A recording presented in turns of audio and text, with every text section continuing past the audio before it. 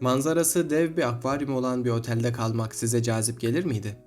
Örneğin Dubai'de bulunan Atlantis Oteli çok büyük bir akvaryuma sahip ve otelin bazı odalarının manzaraları bu akvaryuma bakıyor. Aynı zamanda restoranı da bu akvaryuma bakıyor. Bir başka örnek Singapur'da bulunan Resorts World Sentosa isimli tatil köyünün odaları. Bu odaların camları direkt olarak koca bir akvaryumun içini görüyor. Bu manzaralar çok farklı ve ilgi çekici görünse de bazı insanlar için korkutucu olabiliyor. Daha önce böyle bir otel odasında camın kırılması sonrasında istenmeyen durumda sonuçlanan bir turist haberi okumadım.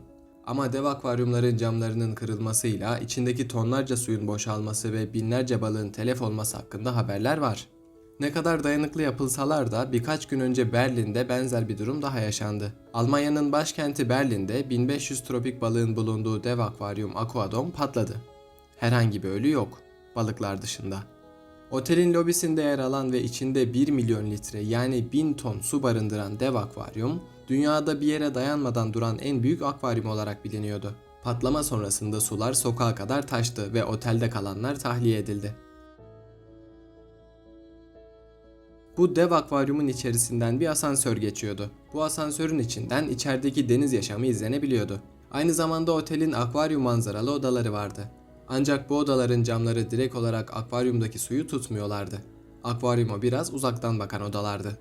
Patlama sonucu akvaryumun içerisindeki su tamamen boşaldı ve otelin içerisinde büyük bir hasara sebep oldu.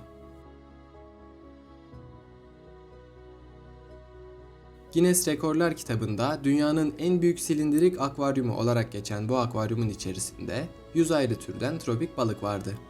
Akvaryumun patlamasıyla beraber hepsi telef oldu. Aynı zamanda otelin bulunduğu caddenin binadan taşan fazla miktardaki su sebebiyle kapatıldığı da haberler arasında. Aslında haber daha taze. Bu sebeple herkes bir şeyler yazmış. Akvaryumun yüksekliği konusunda bile kimse hemfikir değilken bu patlamaya neyin sebep olduğunu söylemek şimdilik mümkün değil. Buna benzer bir olay 2012 yılında Çin'in Şangay kentinde yaşanmıştı. Çin'de bulunan bir alışveriş merkezinin içindeki dev akvaryum patlamıştı. Köpek balıklarının da bulunduğu akvaryumdan 33 ton su fışkırdı. Ölen insan olmadı ancak yaralananlar olmuştu. 2012 yılında Çin'deki akvaryum patlamasının sebebi ısı ayarının bozulmasıyla açıklandı. Bakalım 2022 yılında Almanya'daki bu akvaryum patlamasının sebebi ne olarak açıklanacak? Şimdi böyle bir risk almaya ne gerek var? Otelde veya AVM'de devasa akvaryum olmasa kim küsüyor diye düşünebilirsiniz. Aslında kimse küsmüyor, doğru. Ancak bu tür farklı tasarımlar insanların ilgisini çekebiliyor ve bu da ticari yerler için müşteri anlamına geliyor. Yani geçici reklamını yapmaya milyonlar harcayacağına kalıcı bir reklam yapıyor ve ona milyonlar harcıyor. Ama bu tabii ki dev akvaryumla sınırlı değil. Örneğin Çin'de bir bina şelale gibi tasarlanmış ve 108 metre yükseklikten aynı suyu sürekli devir daim yapan bir sisteme sahip. Bu bina da insan yapımı en yüksek şelale olarak Rekorlar kitabına adını yazdırdığı gibi dünyaya da reklamını çok güzel bir şekilde yapmış. Tabii yüksek elektrik maliyetleri ve su israfı sebebiyle çok nadiren aktif hale getiriliyor. Bu konuyla ilgili de daha önce bir video hazırlamıştım. Ona da bakabilirsiniz.